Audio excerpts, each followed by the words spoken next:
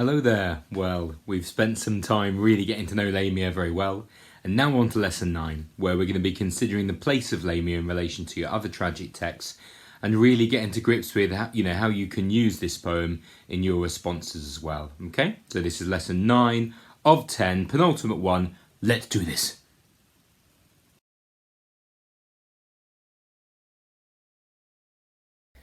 So, as you know, you need to know all the different aspects of tragedy. So to make it a bit more fun, don't just go through them one by one. Print it out and stick it up on your door, and then you can play a game of pin the snake on the topic. So if I have an assistant who can hand me a snake, thank you very much, thank you, assistant. So print it out, stick some blue tack on the back, okay? And then, just like pin the tail on the whatever, we're going to do pin the snake on the topic. So if I've got an assistant who can, thank you very much, assistant. You could do this at home, play it along at home, okay? And then it just livens up your revision like you wouldn't believe. If you can tie your own blindfold, that helps. Okay, right. So I have an assistant who can just spin me around a tiny bit. Am I facing it? Am I facing it? I'm genuinely. Right, where is it? Am I even on board? There. Right, what am I on? The snake is on tragic endings. You can do that at home. Okay, so as I landed on tragic endings, I'll talk about that for a bit.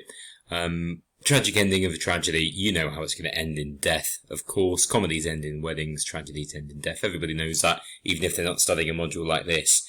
But let's go a bit deeper and think about the resolutions, the situation at the end of the poem.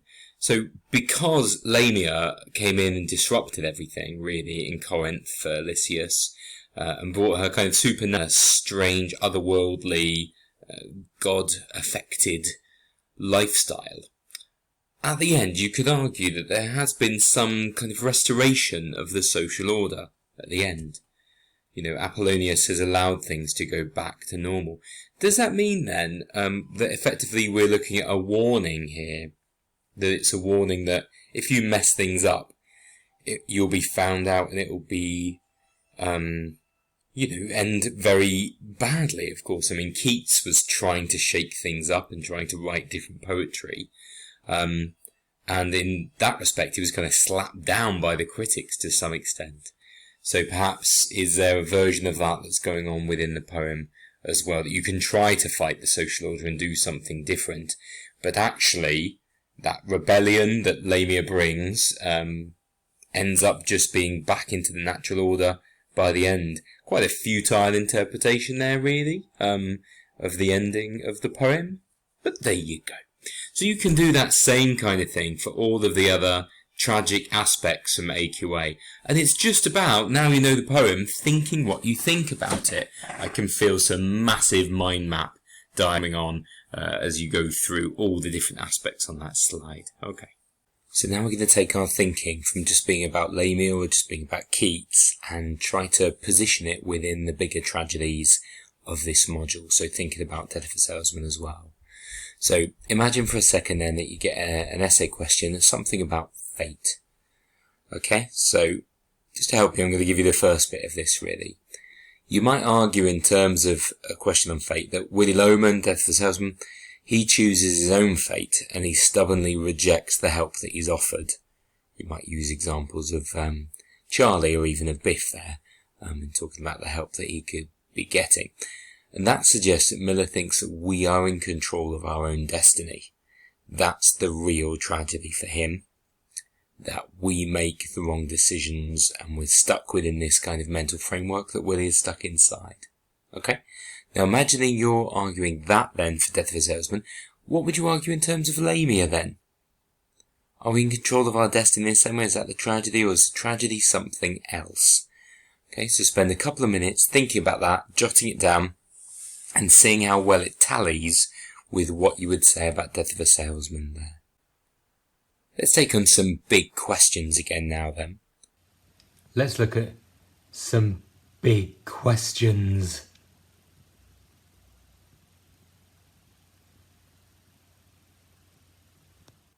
I'll talk for a little bit and give you some ideas and suggestions, and then pause the video and spend a couple of minutes writing down what you think, extending it, expanding it, thinking about what examples you would use in an essay, etc. Okay, so first one today. So tragedy traditionally is a fall from grace. Is that what we have here in Lamia? So you'll have thought about that in relation to Othello, to Death of a Salesman, to Keats's other poems, but is that what we have here? Now, just like with an essay question, we'll have to unpick this a little bit. First of all, a fall from grace. Are we in a position where we can say that Lamia or even Lysias is in a position of grace at the beginning? Do they have the high status in society that they need? Well, I mean, Lamia is a, kind of goddess creature thing of sorts, has a kind of status. But has her fall already taken place before the poem started? So do we have it, but we don't have it quite in the poem? Would that be your line of argument?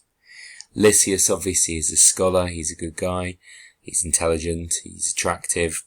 Is that a position of grace that's high enough? Perhaps. Okay, so let's imagine that they do have a position of status at the beginning. Do they have a fall? They both die at the end, of course. You could claim that perhaps Lamia has already fallen before this has started. This was an attempt to pick herself out again, and then she falls again.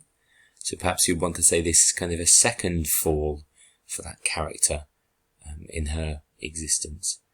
And Lysias, yes, it's a fall, absolutely right, but not in the same kind of way as Othello or Hamlet or Macbeth, where things unravel. He makes a decision, it's a bad decision, and then almost as soon as he invites the outside world in, it's done and he dies on the same day as his wedding. So it's not like a falling period. On a graph it would look very different, but you could consider it a fall. So just have a think about what you think. Do you agree with some of the points that I'm saying there? Do you feel completely differently? That would be fine as well, as long as you can back it up. Have a little think about that big question. Make some notes.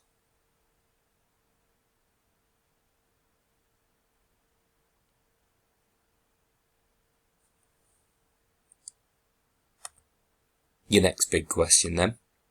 This poem is framed as a battle between imagination and reason. Who wins?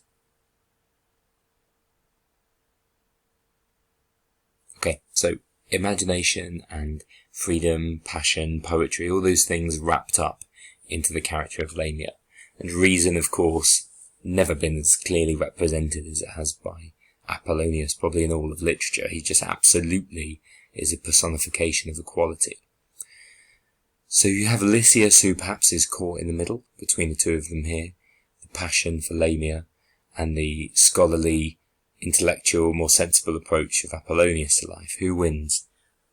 Well, perhaps you would say that reason wins. Apollonius wins. He's alive at the end, whereas Lysias in between and Lamia are both dead. So he wins, technically, but is that what he really wanted? Did he really want to kill his student as a kind of punishment? Probably not. He seems to care enough for him to want to do that. He probably couldn't have foreseen the ending. So is Keats saying that even men of reason like Apollonius are not clever enough to really understand the consequences of their actions? A little subtle dig there, perhaps? Of course, the poem is called Lamia. Okay, it's eponymous for her. It's not called Apollonius. So perhaps whilst Apollonius might be right, in a way, if you can think of right, Lamia, the poem is about her. It's her passion and her existence and that relationship that means that the poem even exists and we're talking about it in the first place. So if you think about what might be left behind, then maybe she wins. Ultimately, I think, of course, there probably isn't a winner here, and that's what Keats is saying, that if you're torn between these two worlds, or you try to maintain a balance, and that's all you can do really, is maintain a balance, it's still going to end in tears or in death, more specifically. We've spoken a lot about Romanticism and how Keats is defined as one of the late Romantic poets, absolutely. We haven't spoken much yet about the Age of Reason, which is another movement that was going on at the time, not just in literature, but in art, in architecture. in philosophy as well, really. And it's considered a movement that spanned, nearly 150 years, where philosophy and intellect was more important than emotion, more important than freedom of expression. And in some ways that in itself was a reaction to the previous ideas of the Renaissance, which is where, the big ideas and the engagement with emotion was happening.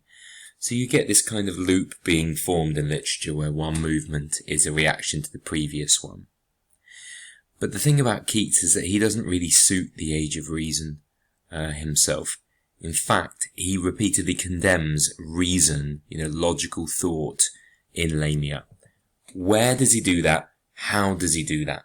Give yourself a couple of minutes to make some notes.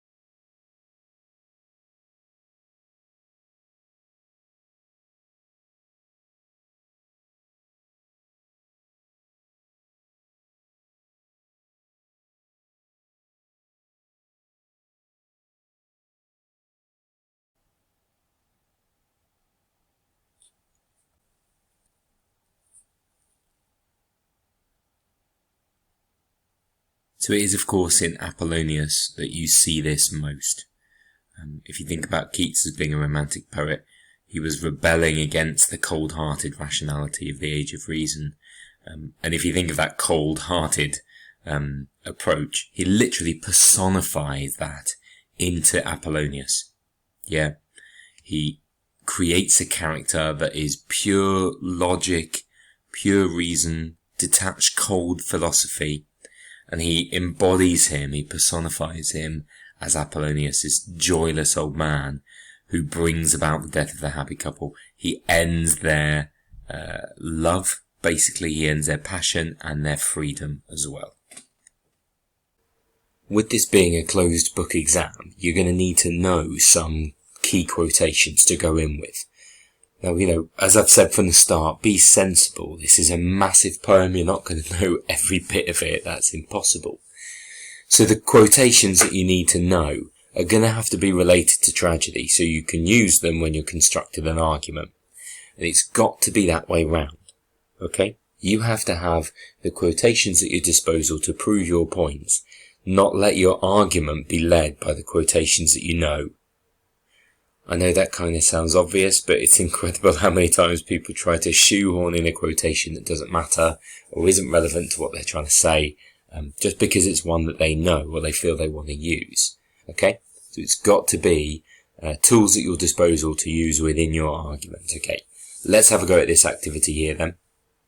I'll show you how to play along with this online if you want to do it yourself on the PowerPoint slide. But it's a hidden words activity based on some key quotes. So let's see what is the missing word of this key quotation. Have a think of a few seconds, and then we'll use it as a discussion point after.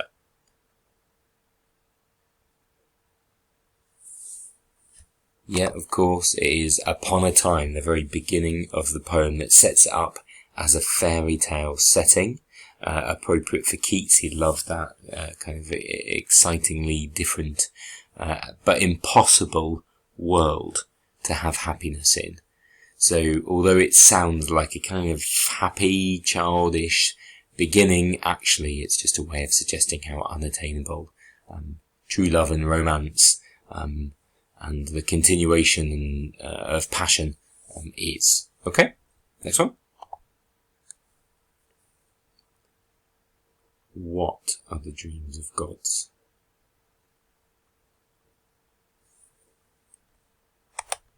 Real are the dreams of gods.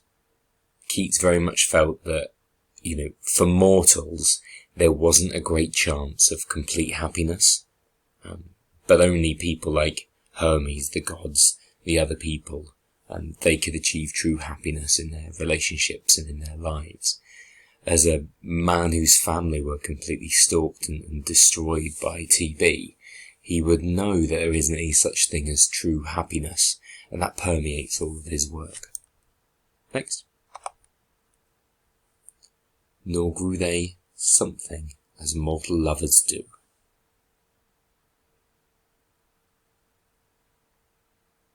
Now this is about Hermes and the nymph, and it's a very Keats-like adjective that we're missing here. Nor grew they pale as mortal lovers do. That word pale sums up Keats quite well, really. Always just existing in that divide between life and death, health and sickness, all the way through. Okay, so only the gods can be happy and can be healthy forever. So, something his face. Now this is when Lysias and Lamia go into Corinth, having met on the road. And what does he do to his face? He muffles it, he hides his face so that he can't be seen. This is a moment of self-deceit for Lysias. He knows he's doing the wrong thing, but he hides himself away so he can indulge his passions and just go with his feelings and pure emotions for once. Ultimately, he knows it's wrong. Okay, and there's obviously layers about Keats in relation to that, and layers about poetry too, in that, you have to have a kind of formal strictness, you have to have philosophy in life, you have to have reason, being sensible at times, but he just wants that pure emotion for a bit. Okay, next one. Start of part 2. Had Lysias what to hand his story down?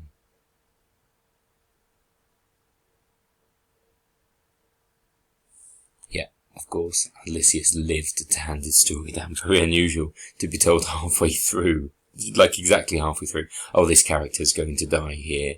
But of course it was always going to end badly, this situation here. And Lysias doesn't have kids as well. That handing of the story down, I don't think, is just generation to generation as well. Obviously Keats dying childless as well, and seeing everybody around him dying as well.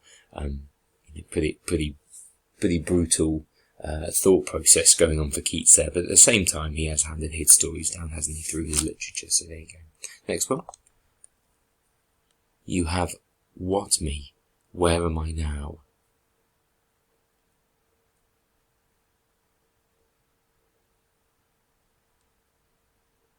So this is Lamia talking to Lysias.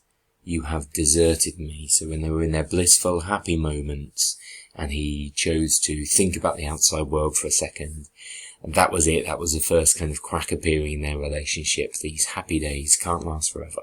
Deserted him. Deserted her. Next one. Do not bid old, keep him from me. Oh, that's so easy. Don't need even that long. Yes, don't bid old Apollonius, keep him from me. Lamia, poetry, passion.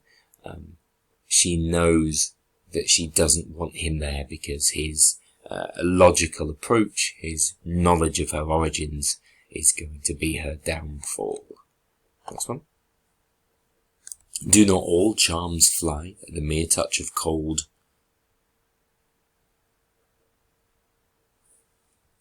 Yeah, really good quote here. The mere touch of cold philosophy. So all charms disappearing at the touch of philosophy, but also cold philosophy, the temperature adjective being used to suggest how emotionless that is, represented by Apollonius, of course. Good quotation there. more about philosophy now. Philosophy will clippen wings.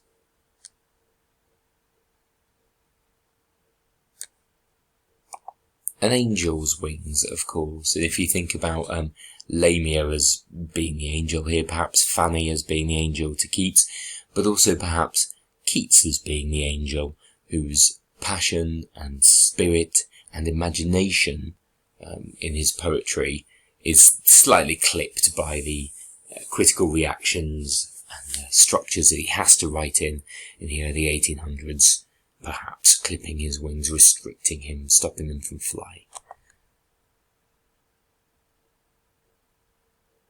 Something, with exclamation marks, repeated he, while his eyes still relented not. Yes, of course, it's Apollonius towards the end. Fool, addressing Lysias here. He knows that he's been stupid to give in to this temptation of passion, when of course it can't last. And again, there's so many parallels with Keats's personal life there, isn't there? Fool, repeated he, while his eyes still relented not. Apollonius trying to, do his tutoring role a little bit and save him, but of course he doesn't save him. It leads to his death, so you need a bit of both. Last one now, and one of the last lines of the poem. And shall I see thee made a serpent's prey? Of course, so Apollonius saying, I can't let you become a victim of her. And this is one of the moments that obviously feminist scholars dislike most about this poem, and there's maybe a few things to dislike. Women as a serpent preying on men. It's not a great look really for that Keats, but perhaps he was just thinking about himself and the situation that he was in, and the way that he was, to some extent, feeling like he was being teased perhaps by her and the circumstances that were beyond his control. But either way, not maybe a great look for all of women there. He has this fascination for them that is absolutely never in doubt, but this feeling that they are somehow his doom. Not such a great look here, of course, but really useful if you get a question about male-female interactions, perhaps in the exam, about tragedy. Okay, well done, and you can make your own version of that game, of course. You can blank out some quotations, get your people that you live with to test you on them, or test each other, people in the class and stuff like that as well. Well done. A quick quiz now to work out if you know as much as you should about Lamia. You can play this for yourself following the link on the PowerPoint that's been sent to you, or you can play along with me here. I'll give you a few seconds to give your answer, and again, we'll use it as a discussion point as we go through here. So let's tap to see what question we get first. Right, so if the poem acts as an allegory for Keats's views on poetry, what would Lamia the character be representing?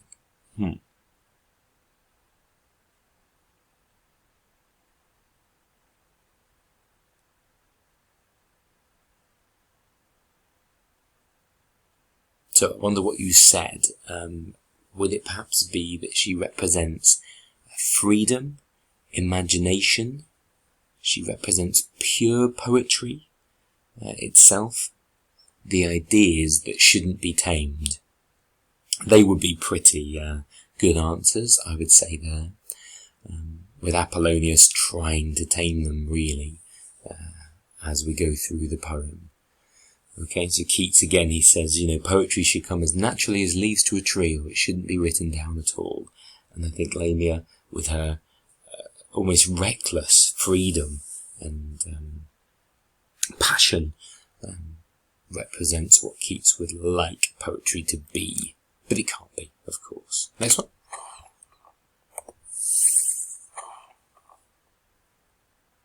Okay, what is described as being jealous of Lamia and Lysias' happiness?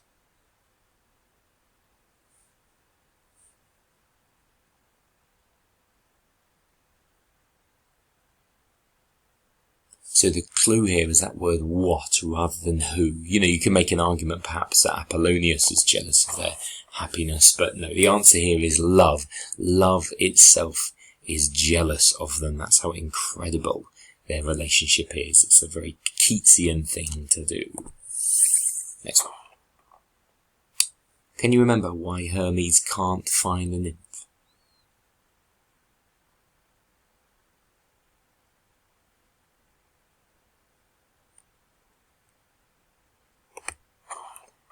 Yes, it's because Lamia has actually hidden the nymph, made her invisible so she can't be found. Let's explore that for a moment. This is women trying to stick together to avoid the predatory glances of men, okay? So Lamia and this nymph have this kind of kinship, this relationship where Lamia acts as a protector, a guardian to her. But that all comes crashing down when Lamia herself gets a chance to do what she wants. It's a real comment on the kind of bitchy selfishness, perhaps, of women within their relationships from Keats here. She just completely ditches her and gives her up. Or maybe, if you wanted a counter-argument, you could say that she knows that perhaps the nymph would be happy with Hermes. He's a god after all. But no, it feels very much like a deception. You would say they're revealing her fellow female, having hidden her away as well. Okay, next one. When did Lysias die?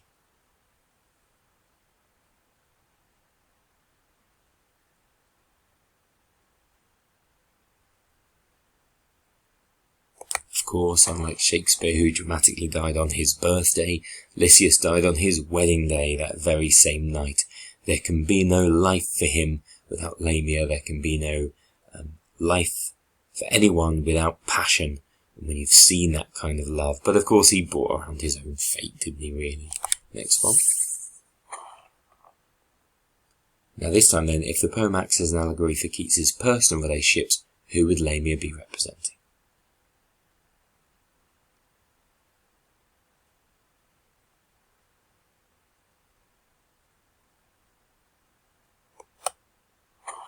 Yes, of course, it's the slightly comically named Fanny Brawn again, absolutely yes. So he, his obsession with her, his desire to be with her, but the happiness always was going to end and couldn't exist forever, is absolutely like copy and pasted into this poem, isn't it? But as an extension, it can serve to be how men think about women and stuff like that as well. It doesn't have to just be so limited to his personal context as well. Keats is always, projecting out his views about all of men and all of women via this too, of course. Let's go on. What does Lysias do? What does he suggest that brings an end to the happiness he and Lamia share?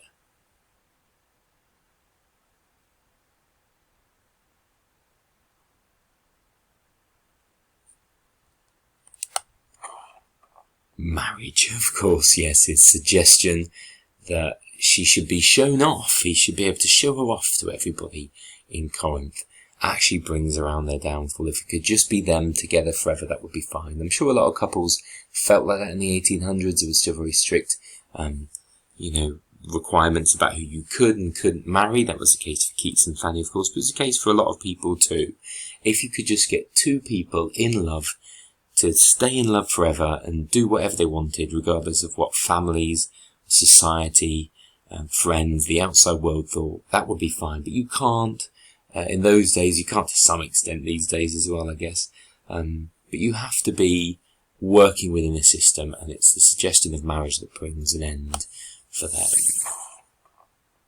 What are these words describing in the poem?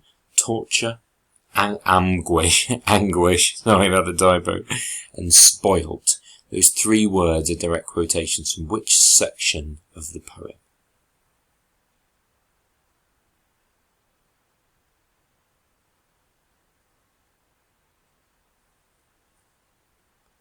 Yes, these really harsh verbs and adjectives are, of course, from Lamia's transformation it's kind of funny. You would imagine that going from woman to snake would be really painful, but from snake to woman, you imagine wouldn't be so bad. I think, anyway, maybe it's just me. But the transformation here is shockingly violent and painful in that part 1 section of the poem. What simile does Keats use to describe how Lamia talks when she is in snake form?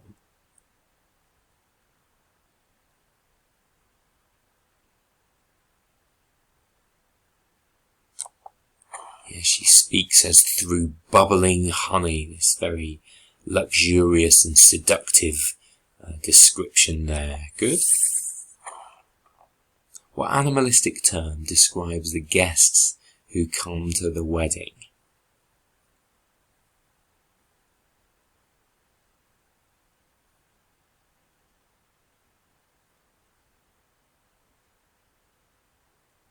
Yes, they're described, a collective noun, as a herd. They are a herd rather than people. That shows perhaps how Lamia, and maybe Keats, because it's his poem, think about other people interfering, just like a pack of animals come to destroy their happiness.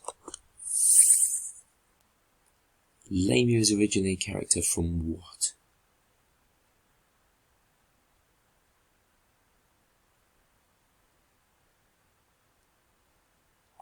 Yes, of course, from mythology, but not really much like she is in the Greek mythology as well. In the original stories, he does give some sympathy to Lamia. Again, it's like, I don't know, imagine taking a Cyclops or the Minotaur from a mythological story and just dropping them into a poem where all they want is just love. It's quite a sweet thing to do in a way, really. Next one.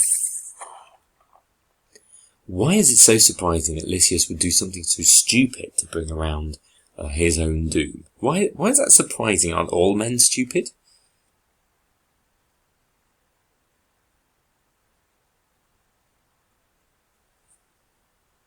Well, perhaps we are, but in this context here, it's because he's a scholar. We're told a few times that he is studying. Apollonius is his tutor, and he is a learned man. He's studying philosophy himself, so he should be able to look out for these things. Why would Keats do that? He's sitting down writing this poem. Why would he create Lysias to be an educated character? Well, of course, to show us that everybody is susceptible to the demands of love and passion. None of us are immune to its charms. Very first section. What island does the Hermes section take place?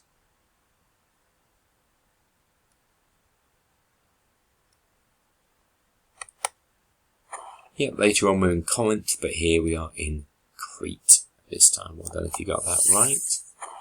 The last one. What simile is used to describe how Apollonius stares at Lamia?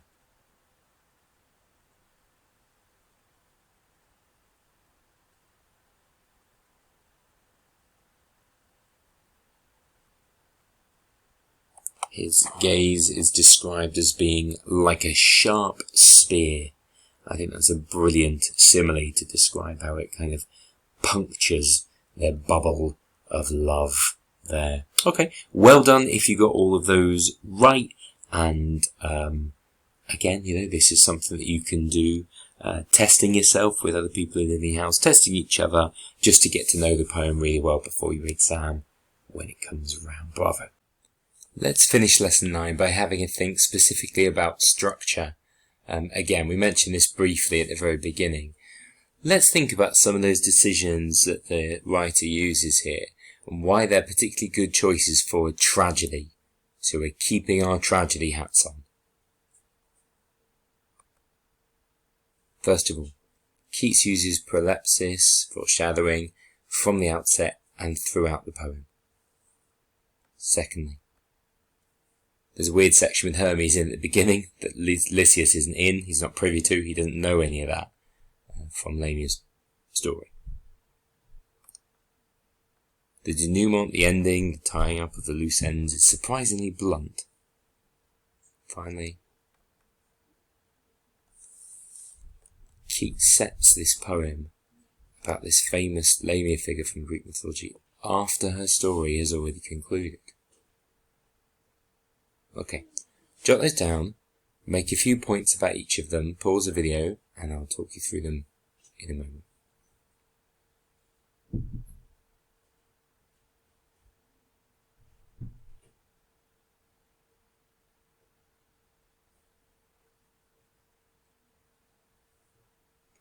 Okay, point one, the point in blue there, you could say it's absolutely a dead cert that a writer would use foreshadowing, prolepsis for a tragedy. Okay, we're not dealing with something where we don't know the ending here. So, of course, throughout there are going to be hints about what's going to happen. And there's something about the complete inevitability of the ending that really suits Keats and this structure in Lamia to have that in there. It is a bit almost jarring when at the start of part 2 he says, had Lysias lived. That's so much, Keats has this habit of stopping the narrative and commenting instead, like we see in Isabella as well. But it's completely the right method for a tragedy. Okay, so writers, they pick the right tool for the right job, and of course that's right here. Second section in that fetching burgundy font there. There's a weird section in the beginning that Hermes doesn't know about. Now, with Hermes that Lysias doesn't know about, if we're dealing with Lysias as our tragic hero, or a kind of victim, if you want, of this poem, then it's a gaping hole in his knowledge that all this stuff with Hermes began at the beginning. He was the end result, the target of Lamia's wish to be turned back into a woman. And be kind of stalked, to use that word that we've said a few times here. He doesn't know any of that, and it's that lack of knowledge of the bigger picture that it creates a huge problem for him. If he knew that, he would run a mile straight away when he spoke to Lamia, but he doesn't know these things. And perhaps Keats is saying that these forces beyond our knowledge or control that determine our fates, they're bigger than all of us, and there's a really easy example of that here with Lysias in the Hermes section. Third point, the denouement is surprisingly blunt. And I think, for me, that's part of the fact that tragedies, they're not all about the ending. These days with films, perhaps, we're used to, very much feeling about what happens at the end. And I remember as a child reading the last page of the book to find out what happened and stuff. But that's not really what tragic writers were doing. In the Renaissance, in the Romantic period, for hundreds and hundreds of years, it was all about the journey, how did they get there? So for him, the end doesn't really matter. They were always going to die. So he just throws that away in 7 or 8 lines, perhaps. But what he's doing very much is he's making it a character study of this is what it's like for people, and this will bring them to their inevitable doom. The doom itself doesn't matter quite as much. And last point here then as well, anybody coming to this poem in a position of knowledge about Lamia will know about her story, but this is after her story is done. So why has Keats done that? Is he trying to say that, people might try to redeem themselves after mistakes and fail? That's kind of a, an opposite story to Death of a Salesman, if you think about it like that. Or is it just that there is no chance of a happy ever after? Or perhaps that the ripple effects of tragic stories go on and, ensnare more victims like Lysias by the end of it, perhaps. Okay, so you might want to add those suggestions to your notes or think about other things as well, but just always bear in mind that whatever method it is that the writer has chosen they've chosen it for a specific reason. Okay, hope that helps. Well done.